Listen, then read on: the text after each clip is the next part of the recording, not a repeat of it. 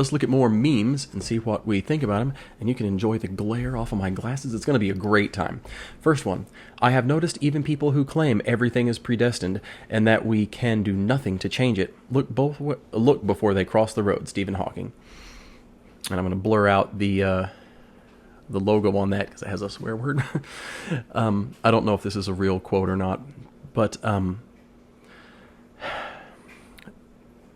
this seems like it's speaking more to Calvinism or similar beliefs that believe in predestination, where we don't actually have free will. This is sort of a weird one because from an atheistic perspective, from a completely consistent atheistic perspective, free will is kind of a problem. I'm not saying that as an atheist you can't believe in free will, because of course you can. I just don't believe that it is fully consistent with a with a natural worldview. I mean, if consciousness came about because of the chance collision of particles, chemicals, and interactions, set up from the Big Bang, from the very beginning, even though it's all very, very complex, all the interactions, it really couldn't have been any other way. Once the conditions were set and the initial event occurred, everything had to play out this certain way, because it's all just the laws of physics. It's all just forces in motion.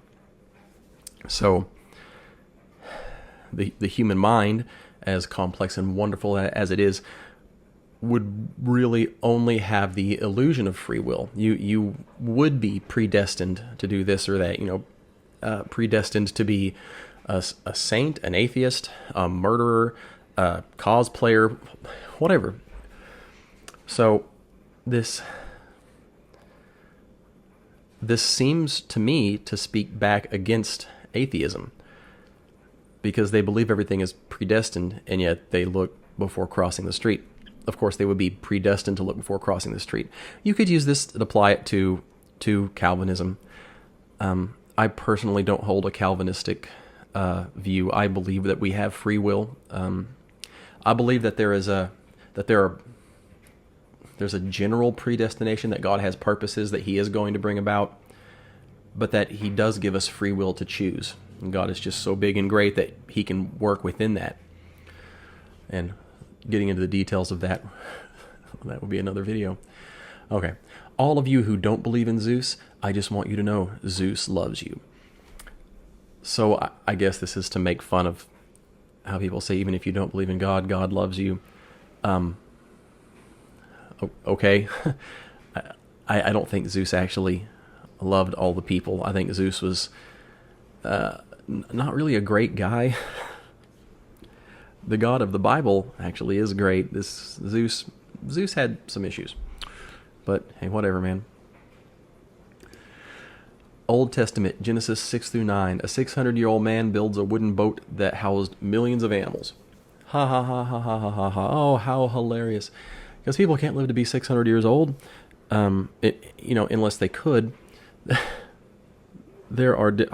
a young Earth creationist. I'm one of those people. So I take a more literal view of the book of Genesis.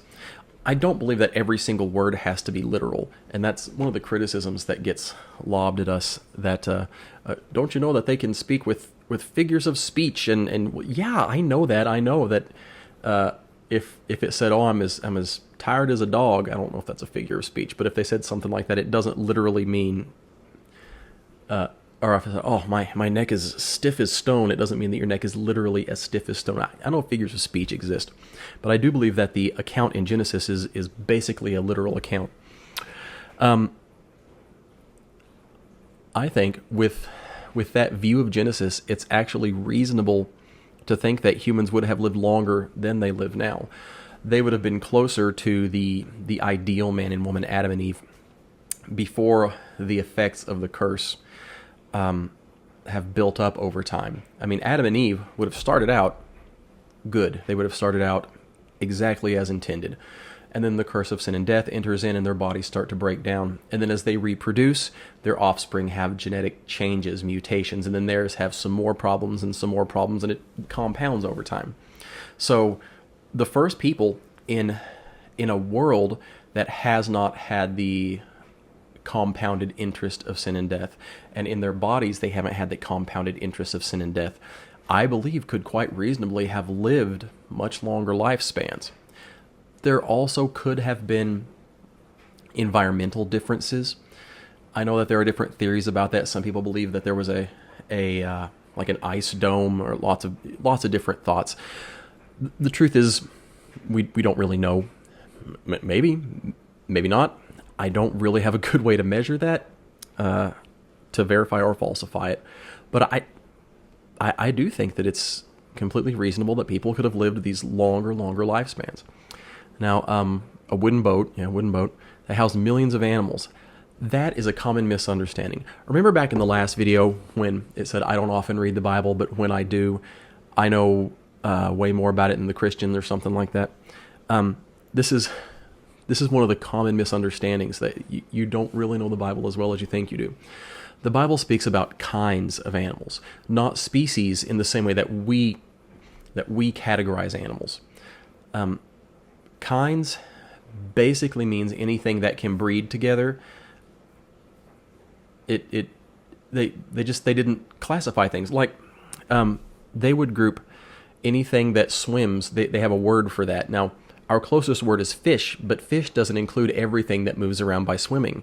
It doesn't include whales, but whales in the Old Testament are sometimes referred to as fish because that's the closest word. They wouldn't have called it a mammal because they grouped animals differently. That's why they group bats with birds. And the Bible will talk about bats as though they're birds, because bird is the closest word that translates between what they had in Hebrew, what that meant, to our English word. It's not a perfect translation. So, yeah, kinds is a larger group than species. There's tons of species. You could not fit all of the species of animals, land animals, on a boat. You could definitely fit all of the kinds. It actually doesn't take up as much room as you would think. You can check out Answers in Genesis for specific numbers, or go to the Ark encounter. We went to that. It was really neat. So, yeah, that's actually much more plausible than people think. Question: prove that God doesn't exist. That's not actually a question, but that's more like a prompt. Prove God doesn't exist. Answer: okay, show me how it's done by proving Zeus and Apollo don't exist, and then I'll use your method then. That's weird.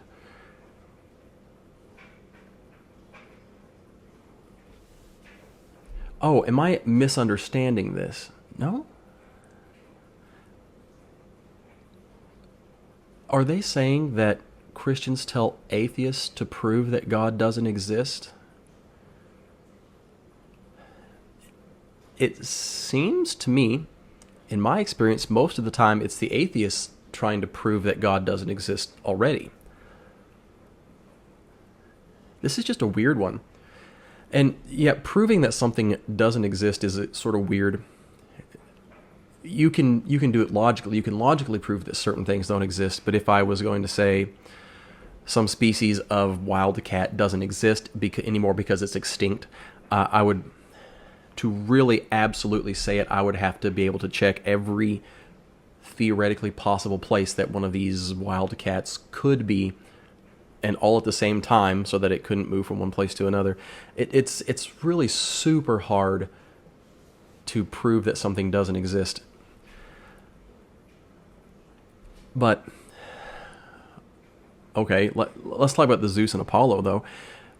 I could look at the... Yeah, why not? Well, we could prove a reasonable case. Not an absolutely, totally 100% sure case, but we could prove a reasonable case that Zeus and Apollo don't exist by looking at the historical accounts of them and looking to see if evidence matches that, if there's evidence of these things happening in the past.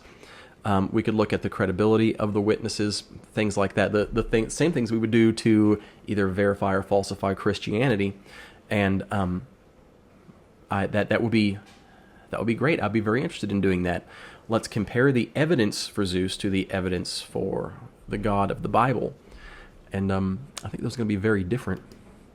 I see no God up here. You will when your oxygen tank runs out. It's kind of a mean funny, but it is funny. So, okay, so this is an anti-atheist meme. And I shouldn't laugh at that. I mean, technically it's true.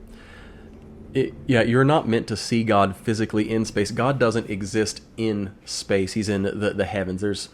There's different heavens, or heaven can mean different things. God exists outside of space and time. Now, he existed in space and time as Jesus, and the talking about the Trinity that's its own video. But yeah, God the Father doesn't exist in space. If he did, he wouldn't be the God of the Bible. Again, it keeps going back to that video about atheists knowing more about the Bible than Christians do. I don't think Christians I don't think atheists understand what God we actually believe in. Because if you ask them, what kind of God do you not believe in? Most of the time, I'm going to go out on a limb and say most of the time, they don't believe in a God that I also don't believe in. Because my God isn't like what they describe God to be like. They usually describe a God that's in the universe, that's more finite and limited. God is not a big floating person up in outer space. He made space. He exists separate and apart from space. Claims humans didn't evolve from apes, looks like one. This is just being mean. That's all it is. And we wish to thank evolution for slowly turning some species of dinosaurs into walking balls of meat with a tiny head. I'm not sure who that's supposed to make fun of. It's funny. I guess that's an atheist prayer. I don't know. Is that making fun of atheists? I can't tell. I don't know. It's just funny. It doesn't seem like it's making fun of anybody that I can tell.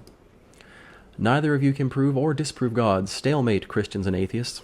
Well, thank you, Spock.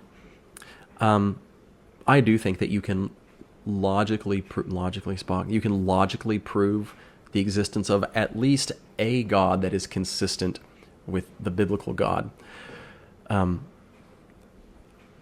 Regardless of how good your logical thinking is, how much evidence you're able to accumulate, how trustworthy you think it is, your experiences, your worldview, you will have to decide if you believe or not.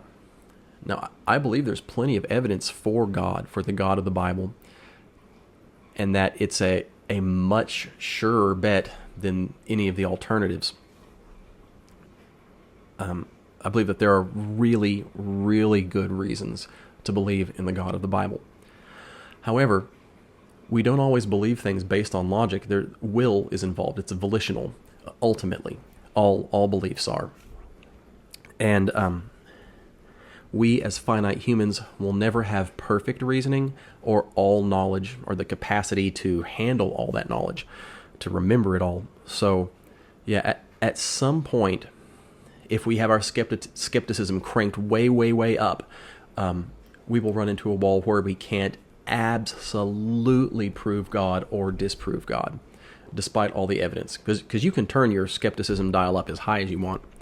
And so, we will have to make a choice at some point. Although I really do think there's more evidence for God. Your God is the best God. In fact, he's the only God. All the other gods are ridiculous. Made up rubbish. Not yours, though. Yours is real. Is that Gervais? Ricky Gervais? Is that his name? I've heard that before. I've heard him say that. I think, if that's who I think it is. And of course, it's mocking. A lot of atheist objections are mocking. Not all of them. Some of them are really thought out. They're thought out. They're good arguments. But a lot of the ponderous amounts of objections you get are really just mocking. They're not real arguments. This is not a real argument. This is just mockery. It's making fun of the fact that you believe in something, that you've picked one thing out of many choices. The question is, do you have a reason to believe that? Do I have more reason to believe in the God of the Bible than I do of Zeus or Apollo or Jupiter or whoever else, or Allah, any of them? And I believe you do. Now, if nobody had any reason for believing in any of them, well, then that would be fair. Say nothing intelligent, please. I'm an atheist. That's mockery in the other direction. This is, apparently, allegedly, a Christian meme, and it's just being mean. It's just making fun of atheists, and I don't approve. I don't think that all atheists are unintelligent. There are brilliant atheists. It's not always about how smart you are. It's about the choices that you make. There's volition, there's will involved. We are all born atheists until someone starts telling us lies. This is a different version of one that I've heard before, that we're all born atheists. Some of us then just, that we all start as atheists. I don't know how the original one goes. That is a really weird definition of atheism. It's not the modern popular definition of atheism, or what seems to be popular now, is not that you believe that God doesn't exist, but rather that you lack a belief in God. That is a weird and very, very weak position that I think if you thought about it, you wouldn't want to hold that position. Just lack of a belief in God doesn't require any intelligence. It doesn't require any truth. It doesn't require any reasoning. You could be a sack of hammers. All sacks of hammers, are atheist by that definition because they lack a belief in God.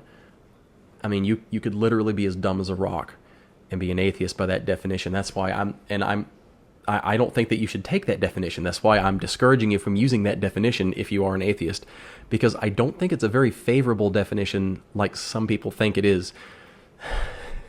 I don't think you're standing in a really good position that you want to defend.